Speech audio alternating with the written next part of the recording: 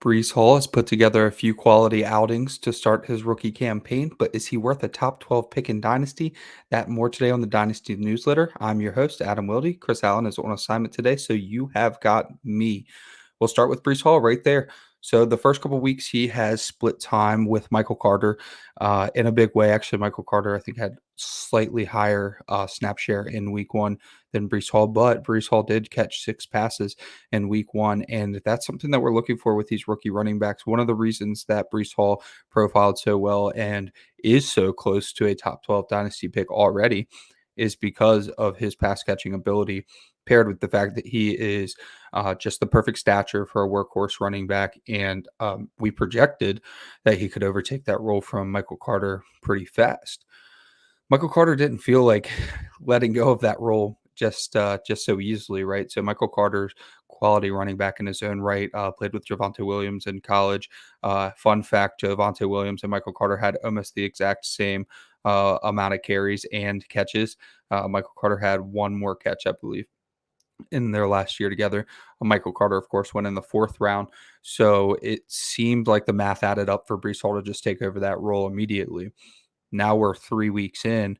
Michael Carter going into the third week. Michael Carter has looked like he's going to be, a featured part of that offense, even more so than Breece Hall. However, Breece Hall has been productive on limited opportunities, even catching a touchdown pass. It's very hard in Dynasty for us to remain patient with rookie running backs because their window of opportunity starts immediately and ends quickly, very quickly. So we need to be on top of that to trade them when the time is right. And that time comes, pretty fast for running backs. So if they don't get started right away, come year three, if they're not getting going yet, they're probably not going to get going. They get replaced very easily. It's very difficult for them to be productive on their second contracts. So especially with new teams, second contracts with new teams is a tough one. So we need the running back production right away. So Breece Hall is still hovering around top 12 dynasty overall, and he isn't getting out the gates with a huge workload. He's kind of pulling a Javonte Williams, who's actually ranked ahead of Breece Hall, and sharing the backfield with another productive back. So very similar situation between Javonte Williams and Melvin Gordon and Breece Hall and Michael Carter. I do believe that Breece Hall's value should stick. I have him ranked 16th overall. We have a few rankers that have him ranked in the top 12.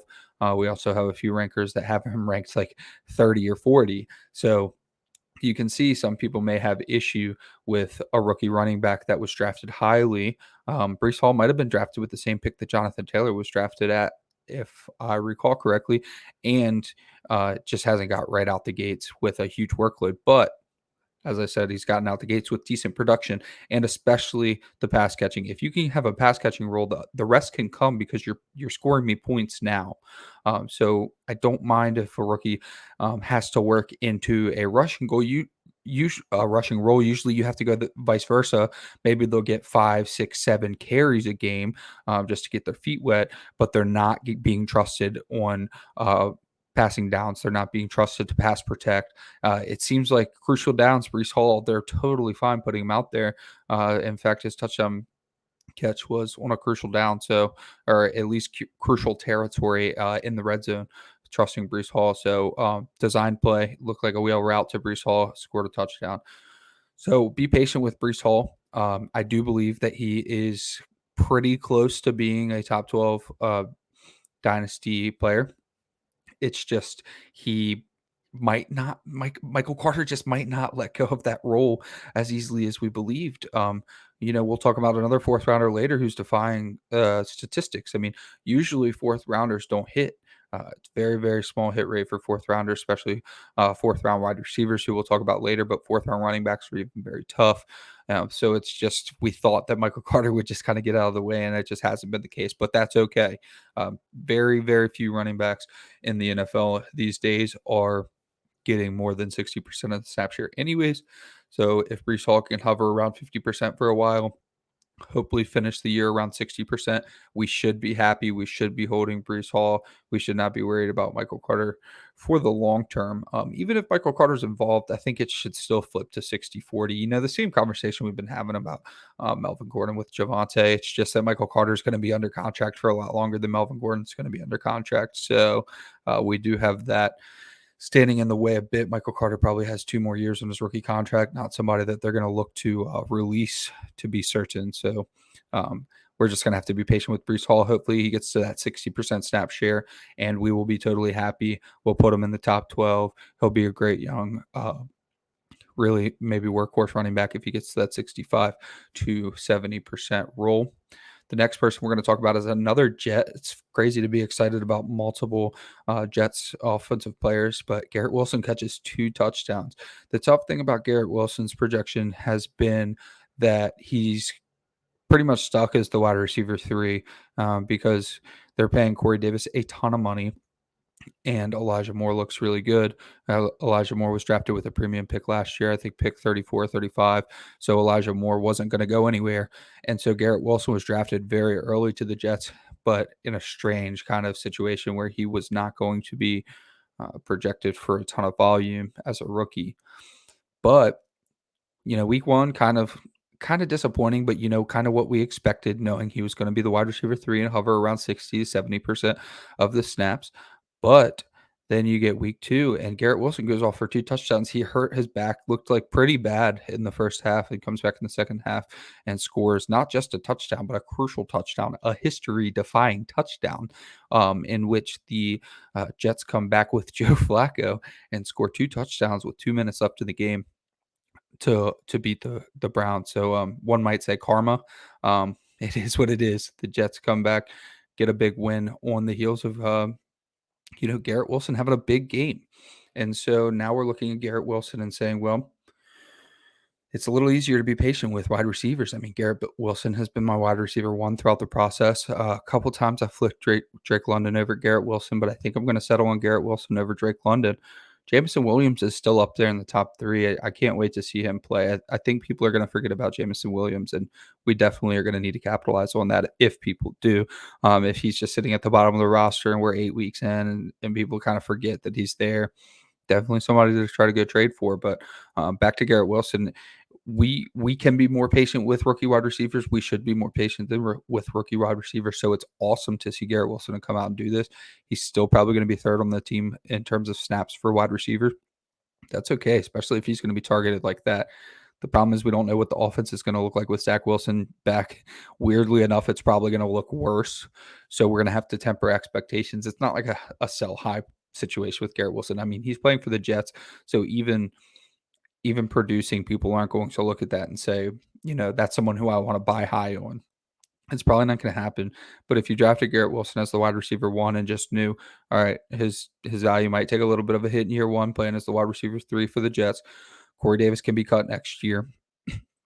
And then you've got Elijah Moore and Garrett Wilson as full-time players. That's a situation that you want to invest in for Garrett Wilson. So exciting to see him get the 2 touchdowns. Just temper expectations throughout the rest of the year. Don't expect too many more blow-up spots for Garrett Wilson, but just remember why he was your wide receiver 1. Trust the process, right? So Garrett Wilson, exciting game, and hopefully we can remain patient with him for a brighter future for these Jets. Next, we've got some pretty bad news for Trey Lance. He's going to be out for the season, and just such a tough situation for him. So many people were ready to just throw Jimmy Garoppolo back in, and it's just my opinion, but I don't believe that Jimmy Garoppolo was kept around because they were concerned about Trey Lance. I think most of Shanahan's legacy is going to ride on Lynch, and Shanahan is going to ride on trading all of those picks for Trey Lance. So, I mean, you're going to have to. It was a stretch to say that they really wanted to get Jimmy Garoppolo back in there because they were going to look really bad if 2 years into this thing you couldn't get Trey Lance going. So a lot of people are saying, well, very bad for Trey Lance, of course, but probably best case scenario for the 49ers. No, it wasn't. We don't know. We don't know what Trey Lance was going to do. There's a reason that they drafted Trey Lance instead of just rolling with Jimmy Garoppolo. All we saw was Trey Lance in a terrible, terrible game in week 1 in which, a lot of quarterbacks would have struggled, especially one playing in his first game, especially one that didn't play a lot of college ball. So the concerns were there for Trey Lance, but to write him off after week 1 in that monsoon and just call back for Jimmy Garoppolo as if you forgot what Jimmy Garoppolo is capable of doing in terms of negative decisions. Yeah, I don't really understand that one. It's not good for anyone that Trey Lance went out and broke his ankle. So very bad news. And Dynasty, you're holding. I don't even know that I would try to go trade for him because this is a tough situation where if Jimmy Garoppolo does go out and win some playoff games or heaven forbid take them to the Super Bowl, then there's a really tough decision and Trey Lance might just never happen. So nobody's going to be willing to just like get rid of Trey Lance. You're going to have to still pay a decent price to acquire him, and his future is I mean, it's all over the place. I mean, he could have a, let's say, Jalen Hurts production in 2 years, or he could be, a backup somewhere, backing up like Lamar Jackson or something. You just don't know. It's such a wide range of outcomes. I mean, I'm just spitballing. There's no way to know what's going to happen. So I'm probably not trading for him, and I'm not going to trade him away for nothing. Best case scenario, he just comes back next year. Jimmy Garoppolo, it does what Jimmy Garoppolo does, and people keep saying that he led them to the Super Bowl. He led them to. I don't believe. I think that Kyle Shanahan's offense led them to those games, and I think that a lot of times they were getting success despite him. So, just in terms of your evaluation for Trey Lance, I'm just not concerned that Jimmy Garoppolo becomes a long-term piece for this offense. Don't worry about that narrative. Just worry that when he comes back, maybe he doesn't come back 100%, or he just wasn't going to be a bust to begin with, which happens with quarterbacks all the time. And then, you were stuck holding the bag there, but I wouldn't trade him for pennies on the dollar. Next player we promised we'd talk about is another fourth rounder, but this is a wide receiver, Amon-Ra St. Brown, breaking records. I believe it was 9 consecutive games with 8+ catches.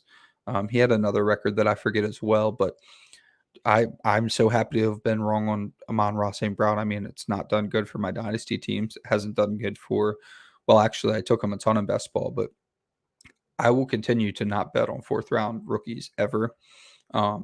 It just the odds of a perfect example is Romeo Doubs and Christian Watson. I will bet on Christian Watson, and I don't care how good Romeo Doubs looks because I might be wrong on that one, but I'm going to be right a lot more. Like Marshawn Lynch, I'm going to get got, but I'm going to get mine more than I get got. So I'm going to take the second round rookie over the fourth round rookie often, most of the time. And in that case, Christian Watson, I'll take over Doubs.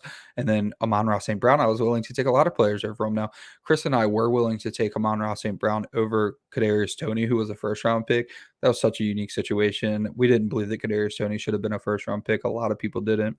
And unfortunately, that's playing out because I came around on Kadarius Toney, and he's just not getting the work he deserves. So back to Amon-Ra St. Brown.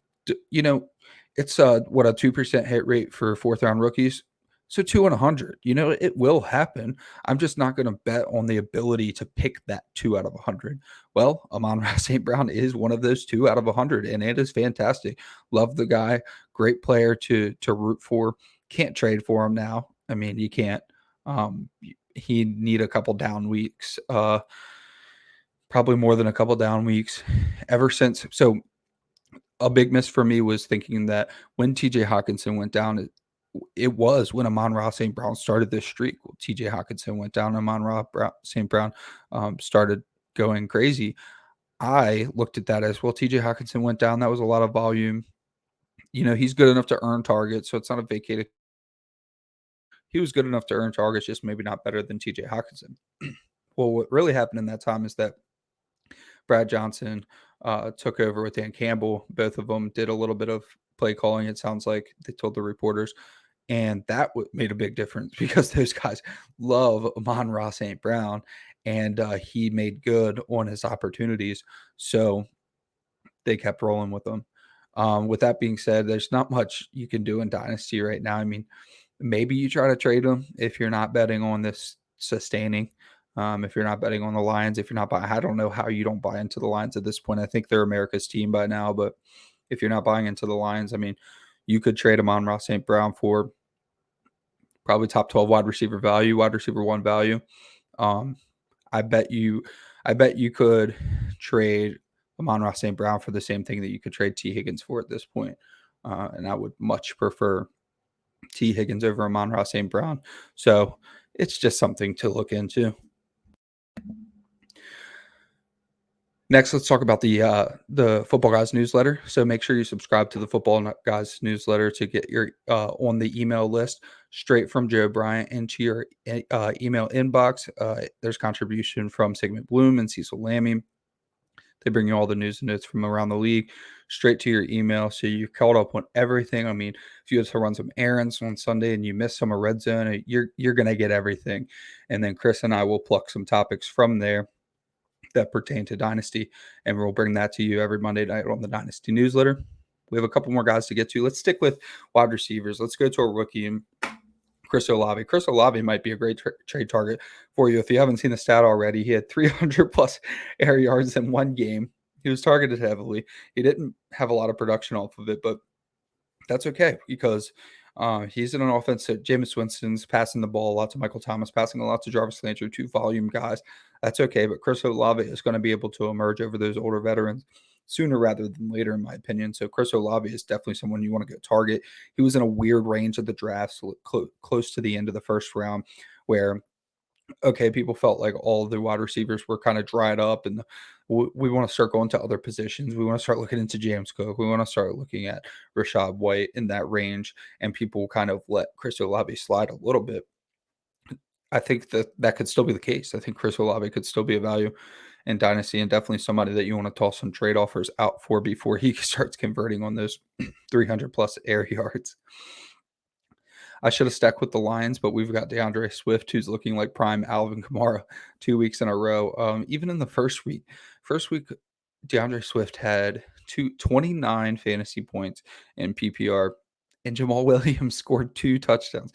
Both touchdowns were set up by DeAndre Swift. Typically, you'd want to go back to the running back that got you there, but I guess he was winded.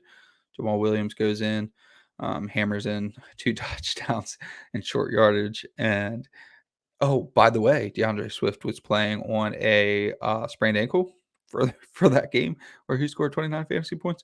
So what does he do? Follow up in week 2? Oh, just another 144 scrimmage yards, getting it done in the passing game and the rushing game. I don't think we have him ranked high enough.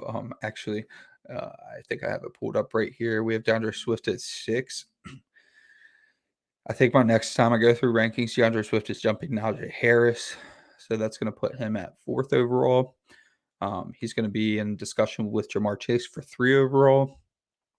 Running back is really, really tough to hit on elite production like that. I mean, look at Najee Harris. Well, he's dealt with the foot injury so far this year, so it's hard to hold too much against him. But getting 95% of the work and still producing, RB2 days here and there, it's just really, really tough to hit on those. And if you could go back, Alvin Kamara's value took a little while to catch up to his production. But if you could go back and look at Alvin Kamara and say, wow, DeAndre Swift looks a lot like that. Maybe we should be a little earlier on him. That's probably what you want to do with DeAndre Swift.